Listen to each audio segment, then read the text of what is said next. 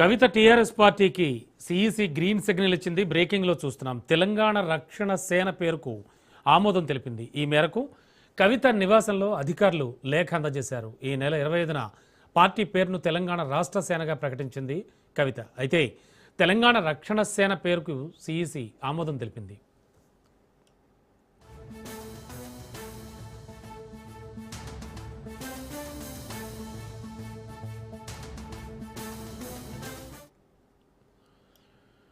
కవిత TRS పార్టీకి ఆమోదం తెలిపింది. సిఈసి గ్రీన్ సిగ్నల్ ఇచ్చింది. తెలంగాణ రక్షణ సేన పేరుకు ఆమోదం తెలిపింది. ఈ మేరకు కవిత నివాసంలో అధికారులు లేఖ అందజేశారు. ఈ నెల 25న పార్టీ పేరును తెలంగాణ రాష్ట్ర సేనగా ప్రకటించారు కవిత. అయితే తెలంగాణ రక్షణ సేన పేరుకు సిఈసి ఆమోదం తెలిపింది.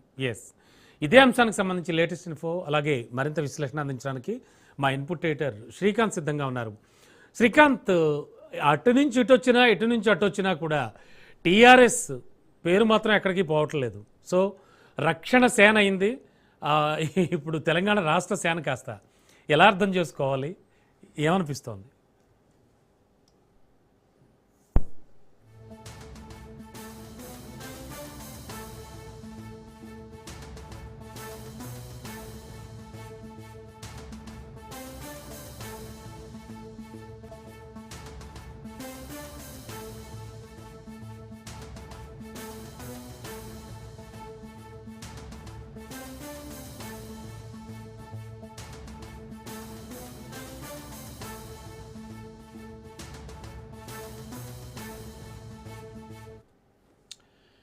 కవిత టీఆర్ఎస్ పార్టీకి సిఈసి గ్రీన్ సిగ్నల్ ఇచ్చింది. బ్రేకింగ్లో చూస్తున్నాం. తెలంగాణ రక్షణ సేన పేరుకు ఆమోదం తెలిపింది. ఈ మేరకు కవిత నివాసంలో అధికారులు వచ్చి లేఖ అందజేశారు. ఈ నెల 25న పార్టీ పేరును తెలంగాణ రాష్ట్ర సేనగా ప్రకటించారు కవిత. అయితే తెలంగాణ రక్షణ సేన పేరుకు సిఈసి ఆమోదం తెలిపింది. ఇదే అంశానికి సంబంధించి మరింత అదనపు సమాచారం అలాగే మరింత విశ్లేషణ అందించడానికి మా ఇన్పుట్ ఎడిటర్ శ్రీకాంత్ సిద్ధంగా ఉన్నారు. శ్రీకాంత్, ఎటు నుంచి ఎటు చూసినా టీఆర్ఎస్ పేరు మాత్రం కన్ఫామ్. లెటర్ కూడా అందజేశారట కాసేపటి క్రితం. ఓకే, ఓవరాల్గా చూస్తే ఏమనిపిస్తోంది, ఏమనుకోవచ్చు? Ramana, good afternoon. సో అంటే కవిత తను అనుకున్నటువంటి పంథాన్ని అయితే నెగ్గించుకుంది. అయితే ఇందులో పేరులో మాత్రం టీఆర్ఎస్ అనేది అలాగే ఉన్నా కానీ దాంట్లో ఉన్నటువంటి కొన్ని కండిషన్స్ ఏమవుతున్నాయి. ఎందుకంటే గతంలో ఈ పేరును 10 సంవత్సరాల వరకు ఎవరికి కేటాయించడానికి వెళ్ళలేదంటూ కూడా సుప్రీంకోర్టుకి వెళ్ళడం జరిగింది టీఆర్ఎస్ పార్టీ.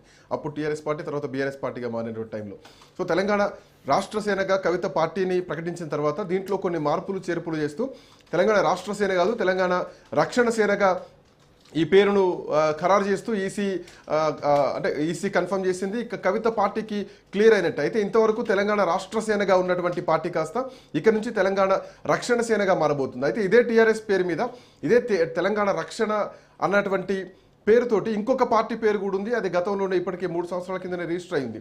తెలంగాణ రక్షణ సమితి పేరుతో ఆల్రెడీ ఒక పార్టీ ఉంది. ఆ పార్టీకి సంబంధించినటువంటి నరాల సత్యనారాయణ పార్టీ అధ్యక్షుడు. సో ఆయనతో కూడా రాజ్ న్యూస్ ఇంటర్వ్యూ చేయడం జరిగింది. కవిత పార్టీ అది ఫేక్ పార్టీ, అది చెల్లదంటూ కూడా గతంలో వాళ్ళు చెప్పడం జరిగింది. అయితే ఇప్పుడు టీఆర్ఎస్ పార్టీ పేరుతో 2 పార్టీలు ఉన్నాయి. ఒకటి కవిత ఐకానిక్గా జరుగుతున్నటువంటి పార్టీ, ఇంకోటి గులాబీ కండువాతో సేమ్ కేసీఆర్ స్టైల్ ఉన్నటువంటి కండువాతో సేమ్ అదే ఫాంట్తో అదే అక్షరాలతో బట్ గుర్తు మారుతూ టీఆర్ఎస్ అన్నటువంటి పేరుతో తెలంగాణ రక్షణ సమితిగా ఒక పార్టీ ఉంటే తెలంగాణ రక్షణ సేనగా ఈరోజు కవిత పార్టీకి గుర్తింపు దక్కింది. ఇందాకనే ఎన్నికల సంఘం సంబంధించినటువంటి అధికారులంతా కూడా కవిత నివాసానికి వెళ్ళి ఆ సంబంధించినటువంటి ఆ పత్రాలన్నీ కూడా అధికారిక పత్రాలను మొత్తం కూడా కవితకు హ్యాండ్ ఓవర్ చేయడం జరిగింది. సో తెలంగాణ రాష్ట్ర సమితి ఉండే గతంలో టీఆర్ఎస్ పార్టీ సో అది కాస్త తెలంగాణ రక్షణ సేనగా మారి సో తెలంగాణ అంశం అట్లాగా ఉంది. ఆర్లో రక్షణ ఉంటుంది, ఇప్పుడు ఎస్లో సేన ఉంటుంది. సో తెలంగాణ రాష్ట్ర సమితి ప్లేస్లో తెలంగాణ రక్షణ సేనగా ఇప్పుడు టీఆర్ఎస్ పార్టీ రాబోతోంది. సో ఎన్నికలకు వెళ్ళడానికి కూడా కవిత సిద్ధమయ్యేటువంటి అవకాశాలు కనిపిస్తున్నాయి. అయితే ఇది కొంత బీఆర్ఎస్ పార్టీకి మాత్రం ఎఫెక్ట్ అయ్యే అవకాశాలు మాత్రం స్పష్టంగా కనిపిస్తున్నాయి. ఎందుకంటే అదే టీఆర్ఎస్ పేరుతో చాలామందికి ఇప్పటికీ కూడా గ్రామీణ ప్రాంతాల్లో టీఆర్ఎస్ అని అంటారు. ఈవెన్ మీరు నేను కూడా చాలా సందర్భాల్లో ఫ్లోలో టీఆర్ఎస్ అని వస్తూ ఉంటుంది. అది దాదాపు 25 ఏళ్ల నుంచి ప్రజల్లో నాన్నటువంటి పేరు. సో అట్లాంటి పేరుతో కవిత రాజకీయాలు చేయడం ఇది కొంత బీఆర్ఎస్ పార్టీకి ఎఫెక్ట్ అవుతుందని చెప్పాలి.